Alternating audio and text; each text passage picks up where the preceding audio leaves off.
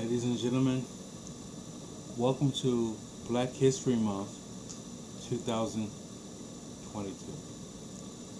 I want to get straight to the point. Today, I watched the interview with Brian Flores on ESPN. I heard the fallout, and I would like to discuss two things in the African American community on the second day of Black History Month 2022. The first thing is what Brian Flores talked about. Brian Flores was a coach of the Miami Dolphins. I know this because I had to face Brian Flores twice a year because if you know me, you know that I'm a fan of the Buffalo Bills. Brian Flores went on NFL or ESPN and talked about a lawsuit that he filed against the NFL and three teams about racial discrimination because he went on interviews and felt like these interviews were, I don't want to put words in his mouth, but they were interviewed just to check a box. The second thing I want to talk about today is the Crown Act and how it impacts African Americans. And I'm going to talk about mental health and how both of these things, these rules, these laws impact African Americans, especially during Black History Month. So let's get into it, starting with the Rooney Rule. First of all, I'm going to say I applaud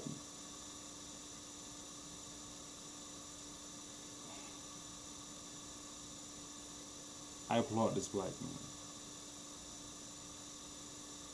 because he recognized that, hey, I may risk my career for this, but this needs to be said. And let me be the first to say, this doesn't only happen in the NFL, it happens in corporate America too. And then this is when I'm going to bring the Crown Act into this. Now, I'm going to show you something about the Crown Act.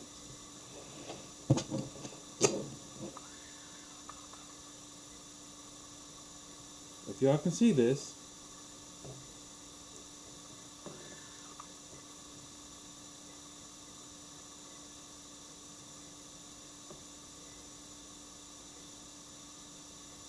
it's supposed to be for girls only. And what the Crown Act is, it's a law that was put in place to stop discrimination against African Americans and their hairstyles, especially African American girls. Now, can you imagine that and how that has an impact on these young black girls' mental health? Because that's what I speak about, mental health. Imagine you trying to go to school, no matter what level, elementary, middle school, high school, college, or trying to get a professional job, and you have dreadlocks, and they say, we don't allow that hairstyle in this workplace. How's that going to impact your mental health? It's going to make our black girls feel like crap. Let me give you a great example of what I'm talking about when it comes to males. I have a master's degree. I am a Purple Heart veteran. I have these waves in my hair. Okay? I don't have a haircut right now because I just went home to Rochester, New York for a funeral, and then before I went to the funeral, I had to quarantine because I thought I had COVID. So right now, I'm looking like a wolf. Ironically enough, when you have waves, you go through something called woofing. However, when I try to get jobs at these Fortune 500 companies in Atlanta, where I live at right now, you know what somebody told me? Can you shave your beard a little bit? I thought to myself, what does my beard have to do with my job performance? I went to college for 4 years. I joined the army at 17 years old. I got shot by a sniper when I was 20 years old. I went through 3 years of rehab. I'm the vice president of NAMI DeKalb. I advocate for people who have mental illness while I am dealing with my own mental illness. But you want me to shave my beard? Why? Oh, well, we just don't feel like you may fit in. And this lady from a temp agency told me that. See, I didn't get told that by the actual employer because, see, they don't want to do the dirty work. They don't want to get fired. They don't want to go through all the dirty work or interview people, yada, yada, yada. You have to go through a lot of barriers. And I had a Caucasian lady tell me I should shave my beard off before I come to interview for this company.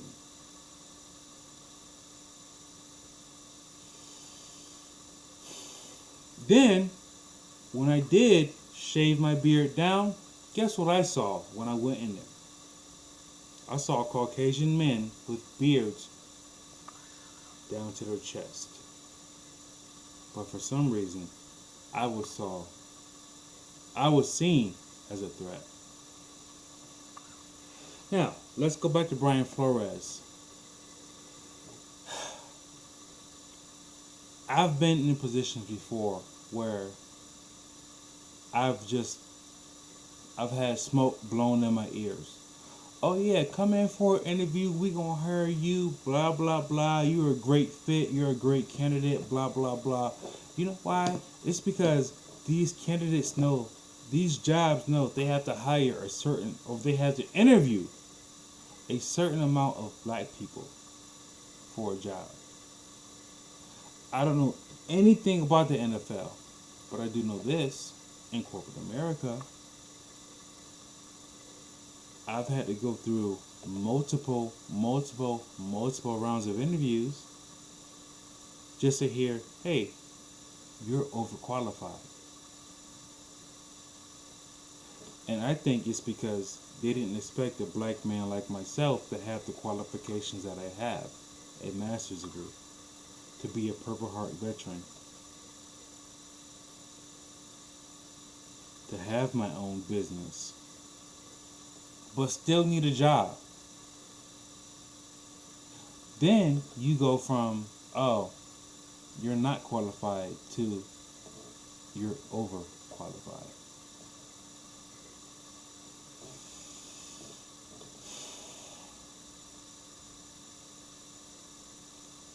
And that's the plague of the black man and black black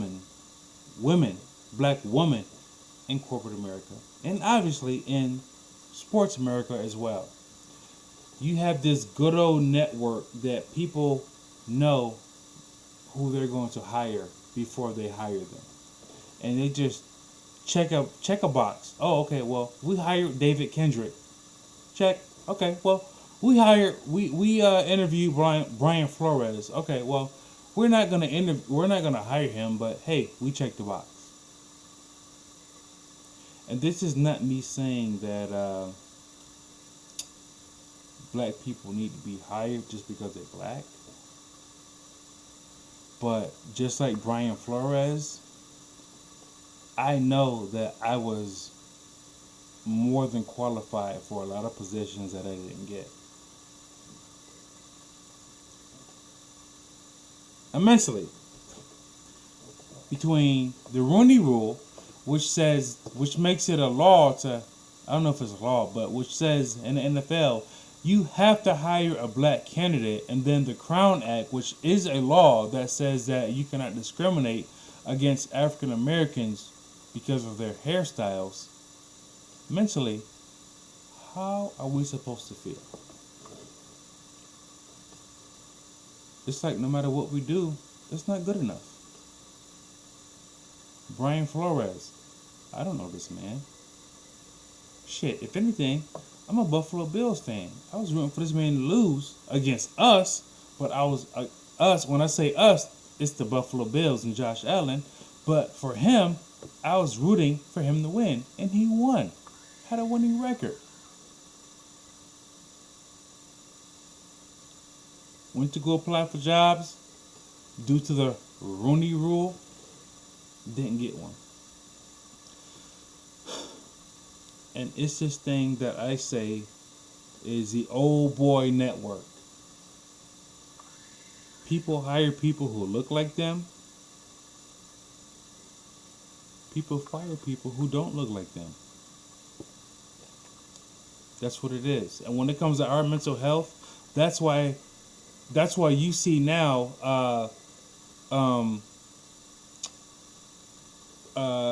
the top high school players going to play with Deion Sanders because they want to be coached by people who look like them.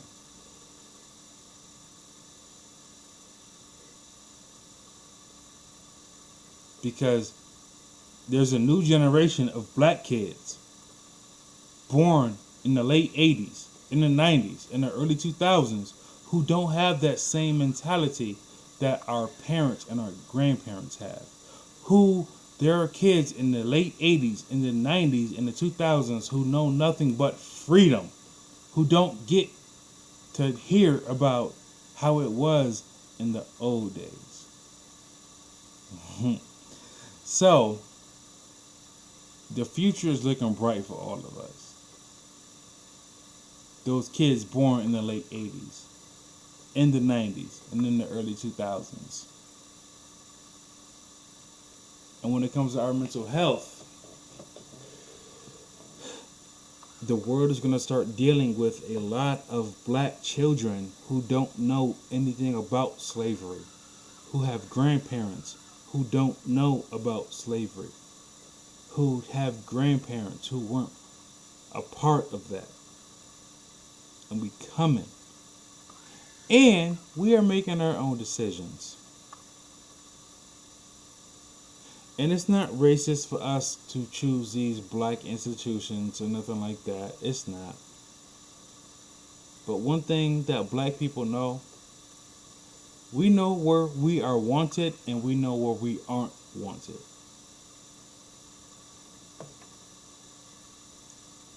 And with Brian Flores, he's a pioneer.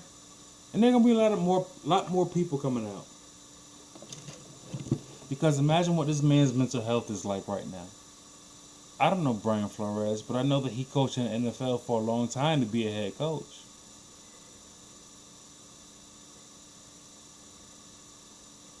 And can you imagine what it feels like to have a congratulations for a job and then, oh, I'm sorry, I congratulated the wrong person. It's because there's a network that we aren't in. And when we try to create our own network like the HBCUs, everybody got a problem with it.